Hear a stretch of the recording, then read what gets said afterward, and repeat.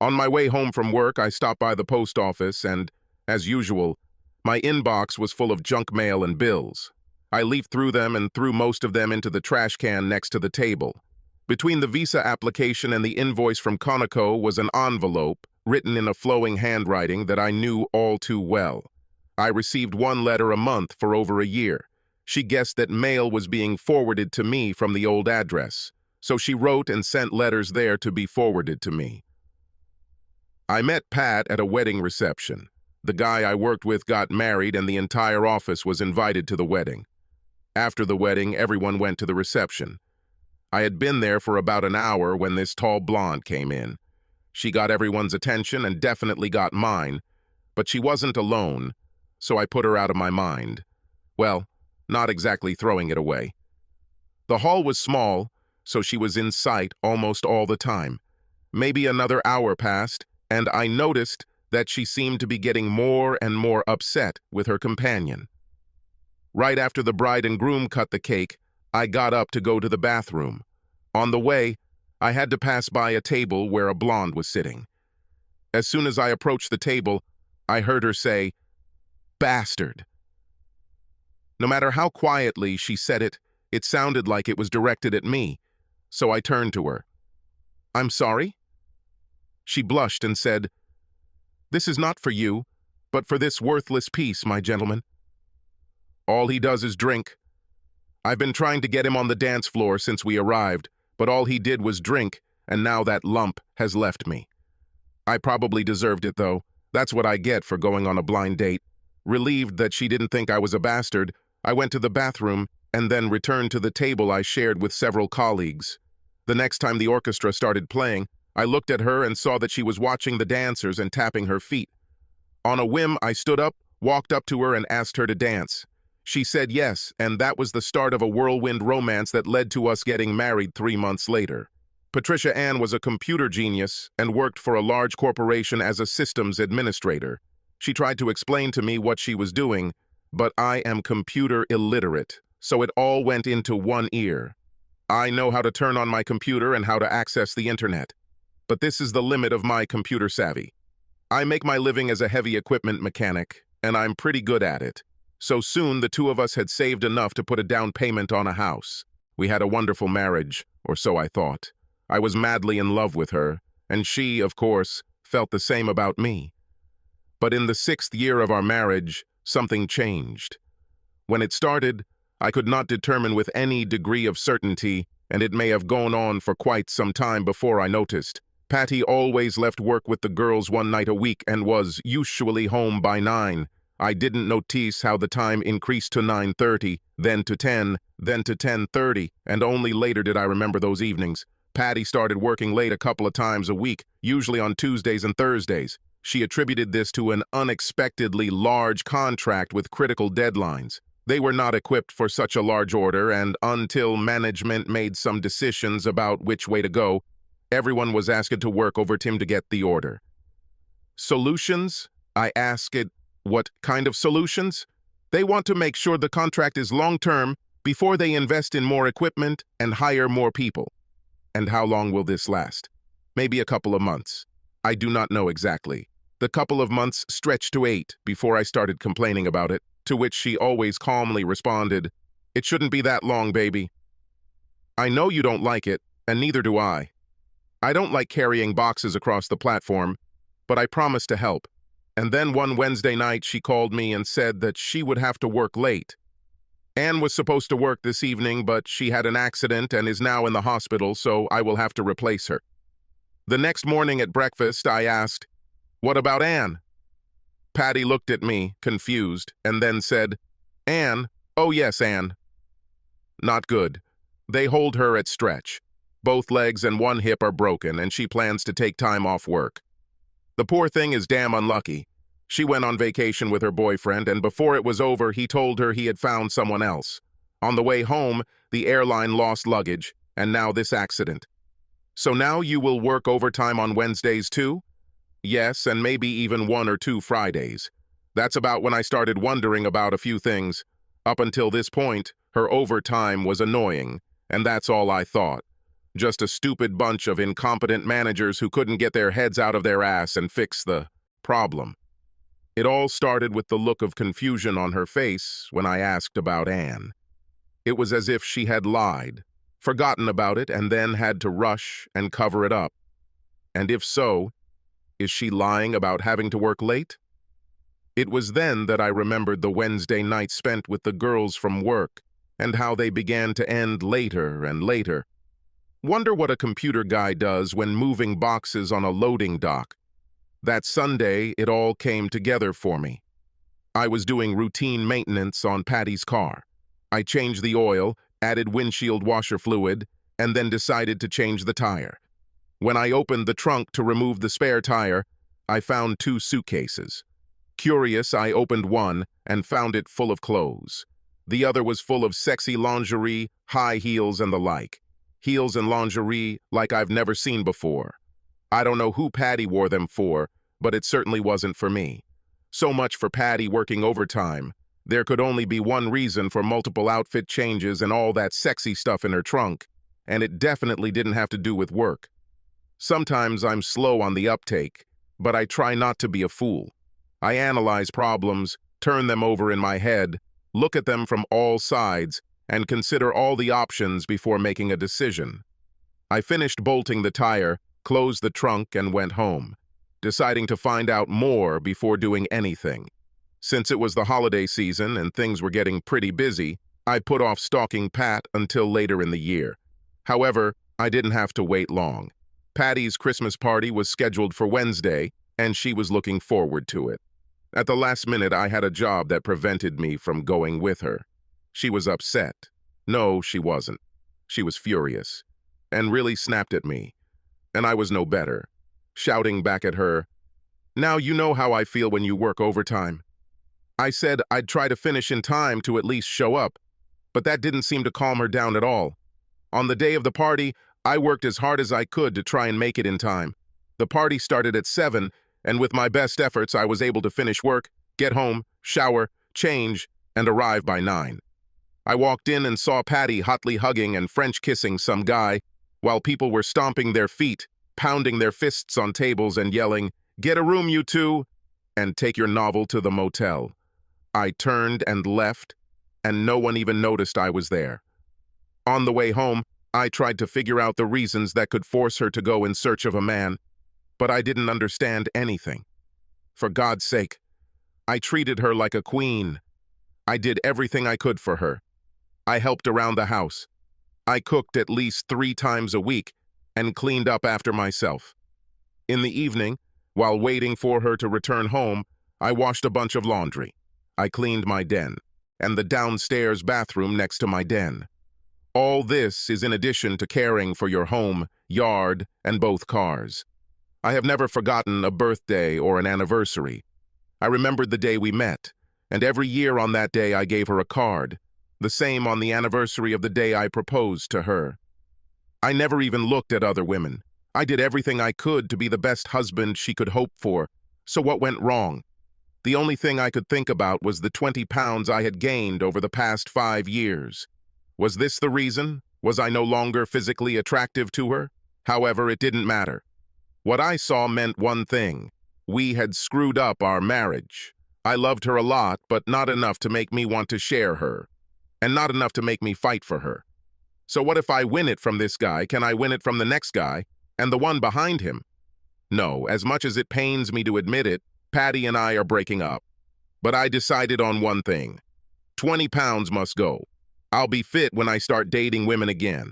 I also decided not to get a divorce. I'm never getting married again. And Patty and I get along great while she plays with her lover, so I'll keep the status quo and save myself the hassle and expense of a divorce. All I have to do is pretend that I don't know anything about her lover. That evening, when she returned home, she was in a great mood and wanted to make love. It would have been unnatural for me to refuse her. And besides, I was curious to know if I could be said to be getting scraps of sex. Surprisingly, she felt the same as on any of the hundreds of other nights we'd had sex. But damn, it all told me that I'd been the other man long enough. Although I wondered if she was trying to fuck me to death out of guilt. or if she was getting a kick out of giving away scraps from her lover. On Monday, I went to the gym, sat down with a personal trainer, and he put together a program for me. I went to the gym on the way to work on Mondays, Wednesdays, and Fridays, and after a month, I started running on the weekends, Tuesday, Thursday, and Saturday, and only rested on Sunday. My relationship with Patty remained unchanged. She still acted as if I was the one and only, and I never showed that I knew too much. She still worked late, at least 2 nights a week, and I stopped whining about it. In 2 months, I had lost 18 pounds, gained some strength, and felt pretty good. Marla and Sally, 2 girls who worked with me in the office, both commented on the change, and Sally asked me what caused it. I told her I was trying to get in shape so I could be more attractive to women. About? And what does Patty have to say about this? We have mutual understanding. Ooh, open marriage? Yes. Well, Stallion, I'm ready if you're ready. This took me by surprise. I always flirted with Sally and Marla, and they flirted back. I never expected it to be anything other than flirting, but judging by Sally's voice, she was serious. What the hell, I said to myself. Go ahead, Jerry. Knowing that Patty would be working on Thursday, I said to Sally, Are you busy on Thursday? Now probably yes. What do you mean? Choose yourself. Okay. I'll think of something when you pick me up. Casual dress. I'll be there at 6:30, okay? Marla, standing and listening, suddenly jumped up and said, I have seniority here. And Sally laughed. You overslept and lost your lead. Now wait your turn. I came to Sally at 7:30, and she appeared at the door in a dressing gown. Am I too early? No. I'm already dressed for our date. And she opened her robe. She was naked except for stockings, high heels, and a garter belt. I think we'll eat dessert first, then have dinner, and then decide what to do. We didn't end up having dinner that night, and I was a very sexually satisfied man. Sally walked me to the door, kissed me passionately, and asked when we could meet again. I can on Tuesdays and Thursdays. I'm ready on Tuesday and Thursday. On the way home, I stopped by work, showered in the locker room, changed into work clothes, and then went down to Bill's bar for a beer so I wouldn't be out of breath before heading home. When I returned home, Patty was still awake. Where have you been? Knowing that you wouldn't be at home, I decided to go see the guys after work and play billiards. I hope you didn't drink too much because I'm horny and I want you. It was not easy for me to fulfill her request, but still I managed to do it. It took me a while to get my mind off the drinking. We'll have to keep an eye on this in the future. I had completely forgotten that Patty always comes home horny when she works late, and I have to make sure I save some energy for her. For the next 6 weeks, Sally and I had sex hot and heavy, and then one evening she said to me, Now it's Marla's turn, Jerry. What's happened? This is our last time. I want Marla to replace me. I don't have the right to vote. Yes and no. You have a say in whether you want Marla, but this is definitely the last time you and I will be together. You're a married man, Jerry, and I can't let myself get too deeply into you. There is no prospect for me here, so I will release you. Be a good guy, we'll stay friends, and I won't have to quit my job, okay? Do you think Marla really wants to? I know that she is breathing unevenly towards you, dear. All you have to do is invite. Or maybe this won't be necessary. She knows we are stopping and can turn herself in. This is exactly what happened. On Friday, Marla came up to me and said, I heard that you now have Tuesday and Thursday free. Can I take them? My first night with Marla was almost a repeat of my first night with Sally, in that we didn't leave her apartment at all. My affair with Marla lasted 5 weeks, and then she broke it off for the same reason as Sally. I'm too deep into you, Jerry, and that's not good with a married man. They both said that if I were alone, we could live together. They were both fun girls and both great in bed, but getting a divorce to be with either of them? Not serious. They both had an affair with a married man. Why do I need girls like this? I already had one like this at home. Over the next 8 months, I dated and slept with 9 different women. None of the novels lasted longer than a month, most only 2 or 3 weeks. But I myself did not want anything long. My home situation has not changed. Patty still worked late, a couple of times a week, almost always on Tuesdays and Thursdays, so those were the meeting nights. I have no idea how much longer things would have gone on as they did if not for a strange coincidence. It was Wednesday, and I was at the gym. I had just finished my workout and was in the shower when the man who had been with Patty at the Christmas party came in with two other guys and started changing into his workout clothes. I turned off the water, dried myself with a towel, and listened to the conversation of the three men. It looks like the guys have switched from evening to morning. There was some work-related conversation that led me to believe they worked for the same company, although not necessarily in the same office, and then one of them said, "How are you getting on with that fox you were at the Christmas party with? Still have it? I tell you all the time that I don't even try to get into her pants. We're just good friends." "Yes, sure. I would also like to be friends with her. Hell, I'd love to be friends with her." "Forget it. She is so attached to her husband that you would think he is golden."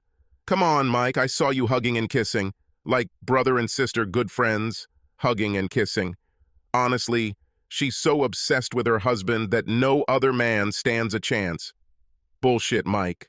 I saw you both at the Christmas party, and that kiss you shared was not a brotherly kiss." "True, but that doesn't mean anything. Her husband promised her that he would come, but he never showed up. She was furious and also drunk. When she finally accepted that her husband wasn't going to show up, she grabbed me and said, 'Damn it, it's a holiday party, and someone is going to kiss me under the mistletoe, and if it isn't Jerry, it's going to be you.' This was the only time. I find it hard to believe. Do you want to know how obsessed she is with her husband? You know, all that shipping and receiving overtime that everyone tries to avoid? She works every minute to buy him a boat for his birthday to play bass. Most of what we do with her is her asking me about engine sizes, fish finders, and anything else she plans to outfit the boat with. I just hope the guy realizes what agem he found in her. Let's hurry up. I only have a playground until 7. After they left, I sat on the wooden bench in front of the lockers and stared at the wall. My God, what have I done? I completely misinterpreted what was happening and then let myself get worked up. I was doing what I wrongly believed Patty was doing. I was cheating. I went behind the back of the woman who loved me. And I cheated, more than once, and with many women. The only saving factor was that I didn't reproach Patty. You're cheating, so I'll cheat twice as much. Patty didn't know that I had cheated and that I obviously wasn't going to do it again. I will do everything in my power to make it up to her, although she will never know about it. But nothing came of it. I just wasn't the kind of guy who would cheat and then go through life pretending everything was fine. I could behave this way as long as I thought that we were both cheating. But as soon as I found out that she was faithful to me, it hit me hard. I couldn't bring myself to look her in the eyes. I couldn't even bring myself to make love to her because a cheater's touch on her would defile her. I really ruined my marriage and ruined my life. It was very stupid. All I had to do at the time was just come up and say, "Here's what's going on and here's why I think this," and we could talk it out. After the overheard conversation in the locker room, I had no doubt that there was a reasonable explanation for the suitcases in her trunk, but I never gave her a chance to explain. I was completely screwed. I couldn't look her in the face. I didn't have the courage to sit down and tell her what I did and why. I was a coward, and I did what cowards do. I ran away. I went to my boss and told him I caught my wife cheating and I was going to move on. I like the company and I like the work I do, and if you have a vacancy somewhere else, I would like to go there. If not, then I'll probably have to apply. He picked up the phone, called, and then I was on my way to Colorado. I told him that my wife would probably be looking for me to cause trouble for me, and I asked him to tell her that I left without warning and that he had no idea where I went. The next day, while Patty was at work, I loaded all my stuff into the pickup truck. At the last minute, I wrote a simple note, "I'm so sorry," and placed it on the kitchen table. For her, of course, it was disgusting, but over time she would get over it. She deserved better than me. She will be able to get a divorce as abandoned and move on with her life. This happened 14 months ago, and in those 14 months, not a day went by that I didn't think about Patty and what we had and what I so stupidly ruined. Fortunately, I had a lot of work. Work occupied my thoughts and hands for 10 to 12 hours a day, but the nights were killing me, and waking up in the morning alone was murderous.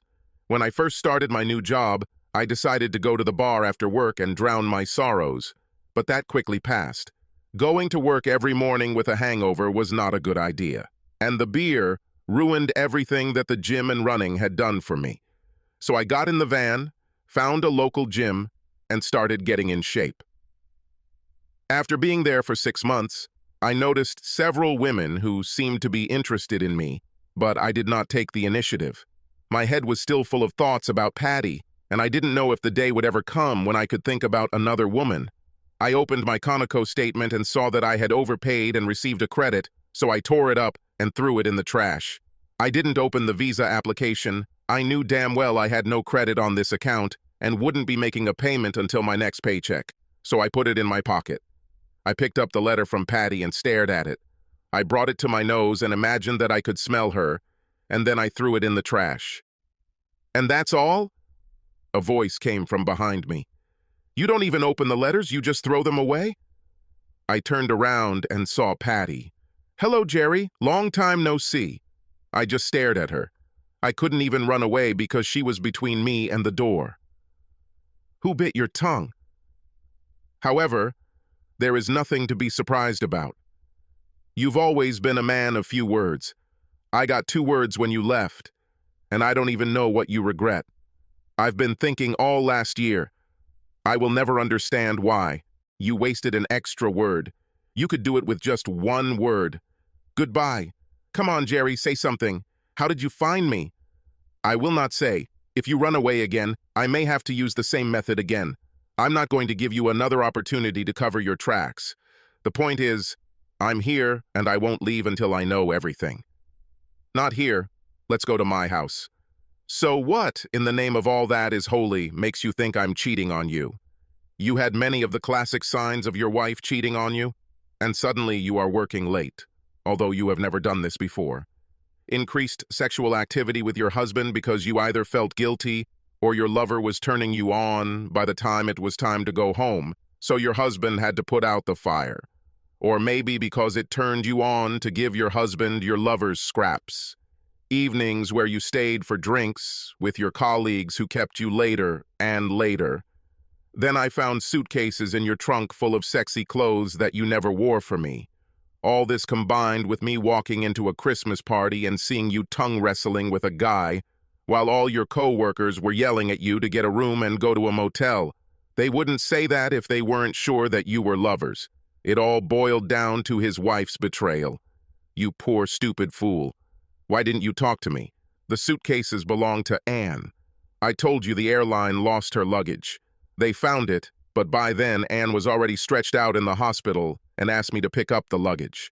And overtime was real. All you had to do was look at my receipts. You're right about the increase in sex being driven by guilt, but it was guilt for leaving you alone so often. I knew it bothered you, and I tried to make amends. As for Christmas, it meant nothing. I drank too much. I was mad at you for not being there to give me a Christmas kiss under the mistletoe, so I grabbed Mike. Yes, it was unnecessary, but if you had stayed, you would have seen us break up and go to different tables, and he didn't even dance with me the entire evening. God, Jerry, I can't believe you just left me like that and didn't even try to explain. That's not why I left you. I left because of myself, because of what I did in response. And what did you do?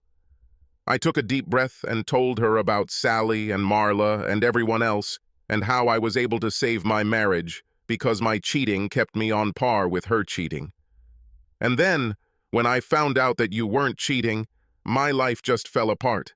I couldn't look you in the eyes knowing what I did to you, and I realized you deserved better than a cheating asshole, so I left. She sat and looked at me, trying to comprehend my words, and then said, "How did you know that I'm not really cheating?" I told her about the conversation I overheard in the gym. Her face turned a little pale and she said, "My God, what the hell?" She kept looking at me and shaking her head. "Let's see if I understood correctly. You thought I was cheating, so you cheated so we could be even, right?" I said yes, and she continued, "So, as long as we were even, you believed that we could continue to live together and that everything would be fine. Everything would be fine, right?" I nodded. "Only when you were convinced that I wasn't cheating did everything go to hell, right?" I said again, "Yes." "So if you had never heard that conversation in the gym, we would still be living together. Would you still play with your girls while staying with me?" "Maybe." She looked at me for another minute and then asked, "Did you love me?" "Yes, I loved it. And I still love it. The only reason I stayed with you, thinking you were cheating, was because I loved you so much that I couldn't leave you. You know that I love you, right?" My visit should show this. I was devastated when you left and didn't know what led up to it. I need you in my life, Jerry. I need you to come home with me or I'll move here to be with you. But either way with you, Jerry. With you, please. I can't, Patty. After all this, I just can't. Being with you is a constant reminder of what a cheater I have been. I just can't look you in the eyes every day, knowing what I did. But would you be able to do this if I cheated on you? While we were even, you could look me in the eye, right? I nodded. Then come home, Jerry, because we're even. I cheated on you. You were right. You just used the wrong information, but came to the right conclusions. At night, when I was working overtime, Mike and I would have sex like a couple of crazy bunnies. It started one night, just before we finished our shift. We stumbled upon each other, looked, and a sexual spark seemed to jump between us. He just grabbed me, turned me over, bent me over the shipping crate, and picked me up. And I let him. I didn't say a word, I just let him take me. After that, almost every evening, when we worked overtime, he would catch me in a dark corner or behind a pile of boxes and have. I never said no. I never agreed. I just let him take me. It was fun sex, exciting sex, deliciously illicit sex, and I loved it. I loved sex. Not Mike. It was just hot, illicit, erotic sex. I didn't even kiss him. That kiss at the Christmas party was our first and only kiss. I had a husband who loved me and who I was crazy about, and who made fantastic, passionate love to me, and I had a part-time stud who treated me like a slut, a bitch in the heat, and made me love it. And then I went and ruined everything. Have you ruined everything? How? You started acting a little strange, and I thought you suspected something. The overheard conversation was faked. This was supposed to calm you down and keep you from knowing that Mike and I screwed up. Instead, he separated us. If I hadn't tried to cheat, we would still be together. You would be with me, thinking that we are equal. You mean you'll still have sex with Mike? No, Jerry, this is bitter irony. That fake conversation that turned you away from me also ended Mike and I's relationship. That evening when we were working overtime, he brought with him the two guys he had a conversation with and told me that everything was played out as it should, and now the three of them were going to fuck me. So I left him. Since that night, all I've done is work and try to find you. I need you, Jerry. I'm not a person without you. Please, honey, can we leave the past behind and start over? We are acting like children. Can we please start over? I stared at her, my thoughts racing 100 miles an hour.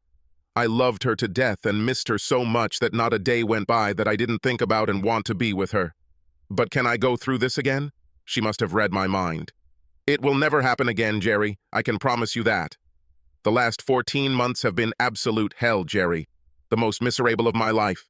Life without you is killing me, and I will never do anything that would make me go through this hell again. Please, Jerry, I'm begging you. Come back to me. At home or here. Just let me be with you.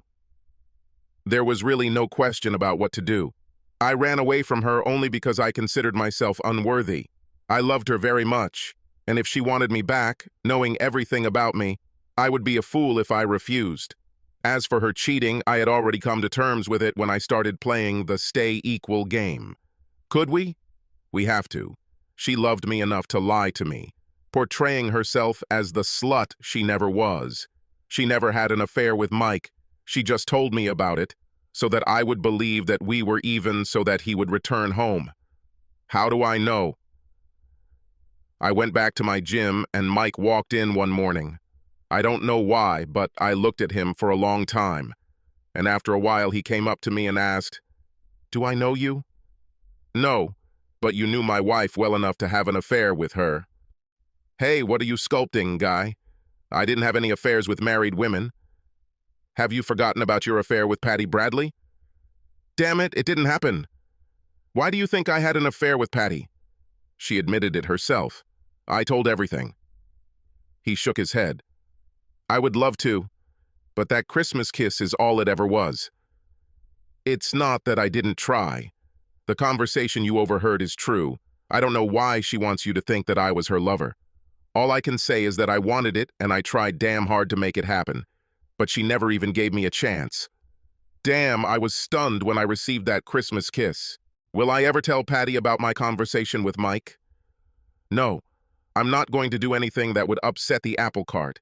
She actually bought me this bass boat, and in some perverse moment, I named the boat and wrote the name in big gold letters on both sides. Every time Patty and I board Mike's fun, we are each reminded how fragile